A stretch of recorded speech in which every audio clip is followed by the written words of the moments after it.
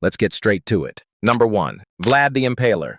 Imagine marching with one of the most powerful army in the world, and then you see a forest, not of trees, but of bodies, thousands of them, impaled. Some are already dead, others are still alive, slowly dying in agony. This was the work of one man, Vlad the Impaler. Born in 1431 in the region of Wallachia, Vlad was not raised to be merciful. He was raised to survive. At a young age, Vlad and his brother were handed over to the Ottoman Empire as political hostages, growing up surrounded by people who could execute him at any moment if his father stepped out of line. In there, he learned something most rulers never truly understood. Fear is control. He watched punishments, studied cruelty, and understood how power could be projected without lifting a blade. When he finally returned to Wallachia, he didn't come back as a prince. He came back as something far worse. Fast forward to 1462 after Vlad became the king. The Ottoman Empire, led by Mehmed II, the same man who conquered Constantinople, was marching into Vlad's territory with a massive army.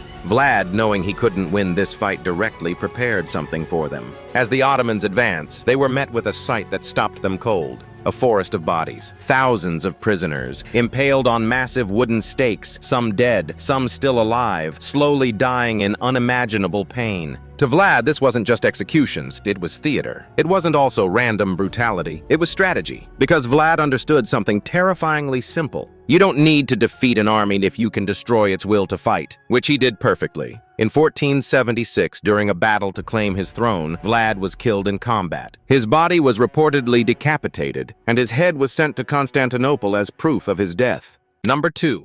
Timur. Born in 1336 near modern-day Uzbekistan, Timur grew up in a land full of fighting tribes and shifting alliances. Over the years, through battles, planning, and alliances, Timur took power and slowly gained control of Central Asia. But what made him feared was how he used violence. In 1387, Isfahan fought against Timur, killing some of his tax collectors. In retaliation, Timur ordered a brutal massacre, resulting in the deaths of approximately 70,000 to 200,000 citizens. Following his success, Timur besieged and destroyed Baghdad, ordering his soldiers to each bring back 2 human heads, but that wasn't enough. He had their skulls piled up into massive towers as a warning to other cities to not resist his control. Because of this, fear of his name spread faster than his army, and cities chose to surrender instead of fight. Another disturbing thing Timur was known for was his twisted sense of humor. At the city of Sivas, he promised the city defenders no blood would be shed if they surrendered, and they believed him. So instead of beheading the defenders, he kept to his promise, and ordered approximately 3,000 to 4,000 of them to be buried alive, so that way no blood was spilled.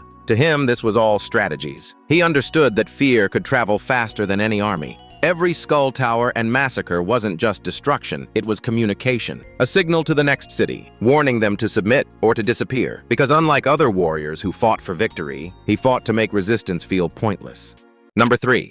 Miyamoto Musashi. Not all warriors fought in armies. Some fought alone and won every single battle. Take Miyamoto Musashi, born around 1584 in Japan. He was given the name Benosuke. His mother died early in his life, and at just 6 years old, he was raised by his uncle after his father kicked him out. His uncle was a peaceful Buddhist monk who tried to teach him a life away from bloodshed. At just 12 years old, he fought his first duel against a fully grown master swordsman and won. After he won, he beat the man to death with a wooden stick. 4 years later, he did it again. Another master who met a brutal end. That's when it became clear that he couldn't live the life his uncle wanted for him. So he left home and took on a new name, Miyamoto Musashi. Over the years, Musashi fought dozens of duels and never lost. But it wasn't just skill that kept him alive. It was his mindset. Musashi didn't see duels as tests of honor. He saw it as survival. That meant he didn't follow the usual rules. He would purposefully arrive late to fights. He would use unexpected weapons. And he would act in ways that angered his opponent. His most famous duel was against Sasaki Kojiro, who was known for his speed and skill. Musashi showed up late to the battle, which made Kojiro angry. When the fight began, it ended almost immediately. Kojiro was killed. And the worst part was that Musashi used a wooden sword made from ore to kill him. That's what made Musashi different. He didn't just defeat people, he broke them first. He understood that if you can control someone's mind, you can control their body.